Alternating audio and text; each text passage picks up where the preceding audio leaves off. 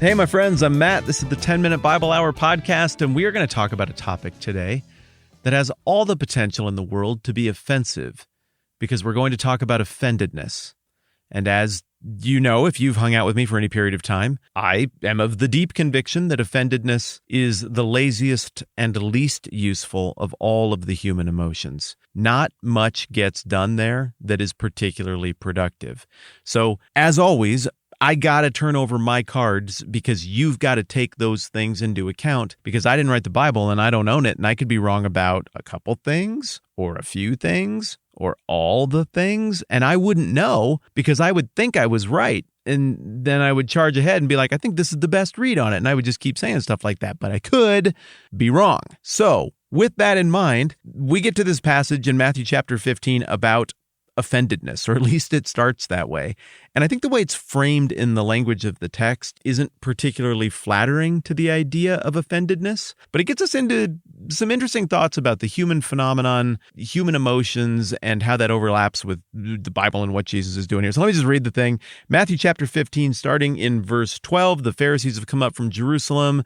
They're mad about not hand washing properly. Jesus fiercely verbally retaliates in a way that embarrasses the Pharisees in front of everybody and equates them with God's chosen people who are absolutely rebuked in Isaiah, 27? I think it was 27, 29. I'm looking. It was 29. My bad. Isaiah 29 in the Old Testament. Then Jesus turns to the crowds, as we talked about yesterday, and was like, hey, we got to rethink the whole clean, unclean thing. It's not about what goes into you that makes you unclean. It's about what is in you and what comes out of you that makes him unclean. And that, as we talked about yesterday, was a sea change, which prompts now Matthew 15:12. Then the disciples came to him being Jesus, and asked, do you know that the Pharisees were offended when they heard this? And we'll break down Jesus' answer that's forthcoming here in just a minute, but I want to give you a little bit of a preview of it. He doesn't care. Not at all. He has no regard for their dumb offendedness, and he's going to pivot so hard against that he's effectively going to tell them, like, why are you listening to anything these people say? But my friends, what an interesting moment. Until very recently, most of society viewed offendedness the way I do. It's not very productive. It doesn't get much done. If you have a real problem, getting offended isn't the way to solve it. If you have a real problem, you go to the person you have a gripe with and you work the thing out. If you're taking angles or being manipulative, well, your offendedness is just a smokescreen for what you really want anyway, so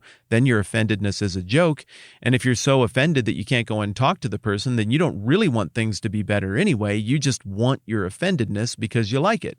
And so you would go and tell somebody not that long ago, like, I'm offended. And they'd be like, buck up. Well, okay, well, you have a recourse to go and address that. Go address your offendedness. There's a way. But something has changed. There's a little bit of blood in the water. And you know how it gets when there's a little bit of blood in the water. It's not just like this group or that group sees it and thinks to themselves, oh, we can exploit something here. When there's ideological blood in the water, people of all positions realize, wait, that trick works? Like, I can do that and I get political power? I get clout. I can defeat people in arguments on Twitter. Wait, I could do that and I wouldn't even have to confront the people that I'm offended by or irritated with. I could just complain about that and maybe get sympathy or even money or a Kickstarter for me on the internet. Are you kidding me?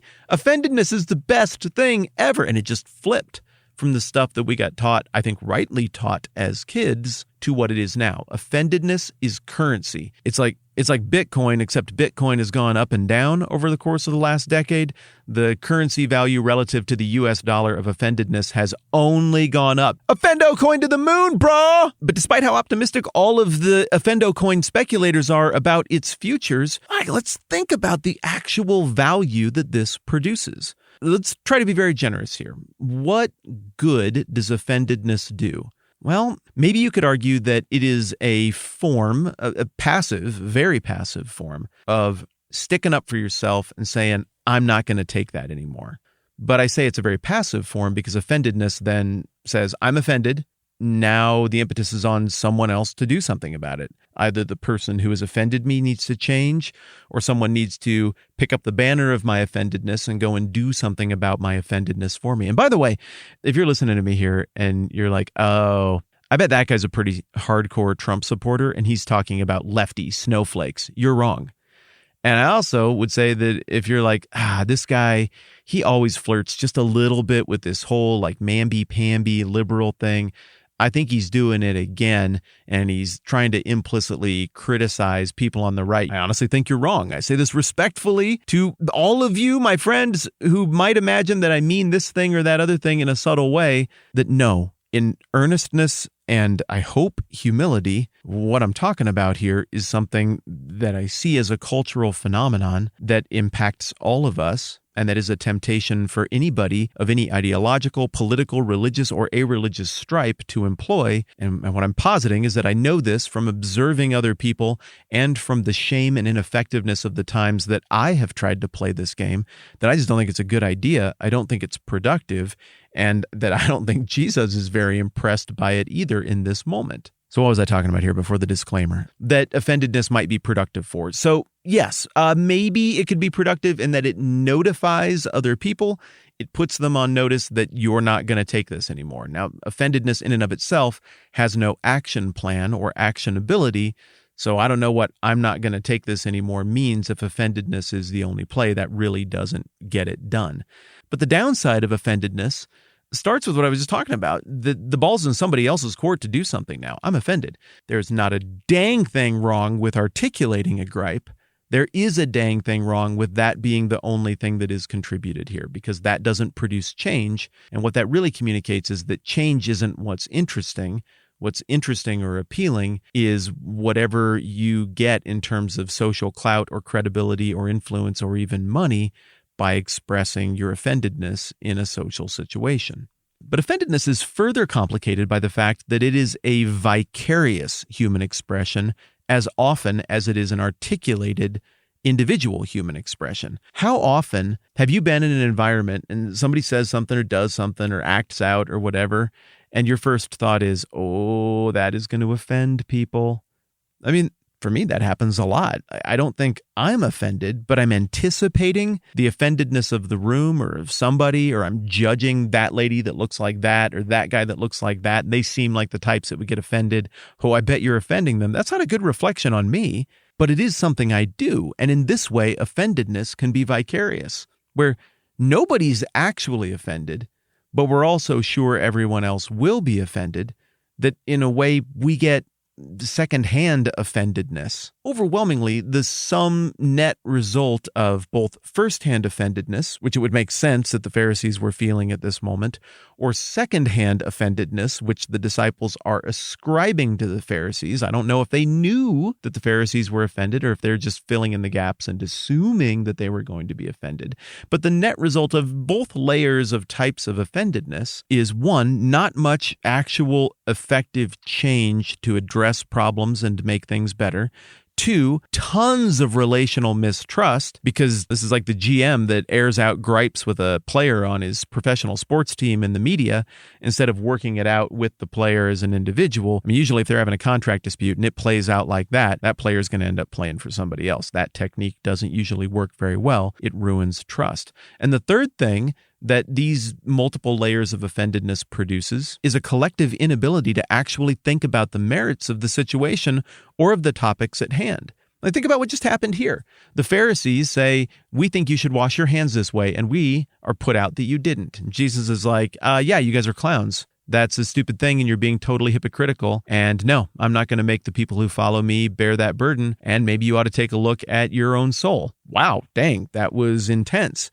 Then he turns to the people who listen to the Pharisees and is like, yeah, I'll tell you how things actually are if you want to know. The clean and unclean thing, it actually works like this. And then the disciples come back instead of being like, whoa, that is a landmark moment in this whole discussion. Dang, I'd never thought about it that way. Their very next thing is to come back to Jesus and be like, the Pharisees, they're offended. What a limp, ineffectual response that is. And so Jesus is going to demonstrate some pleasant impatience in his response that we're going to get to tomorrow. And surely some of that impatience is born out of, did you all hear what I just said? And you think The more powerful of the two things that just occurred is not what I just said authoritatively about clean and unclean and taboos in our society. You think it's that those people in those outfits are offended and that they're broadcasting that with their body language, and they want people to now come groveling back to them and begging them to please, please, please still like us and please not be offended. You think that is the more powerful, important thing of the two things that just happened? Huh. So this is one of those conversations where I, in my not infinite wisdom, feel like, and I could be wrong, that in order to understand the social moment that we're seeing here, we sort of have to sort it out in light of the social moment that we're feeling here, because the word offended is the key word in this exchange, and that has a lot of loadedness. As always, my friends, you do not have to agree with a dang thing that I say or agree with my assessments on stuff like this at all. But should you disagree, thanks in advance and thanks after the fact for always doing such a good job of not being just offended, but instead either disagreeing and moving on, or disagreeing and shooting me a nice note. I like your style, and I appreciate how you are, and I'm excited to break down Jesus' response with you mañana. I'm Matt. This is the 10-Minute Bible Hour podcast. Let's do this again soon.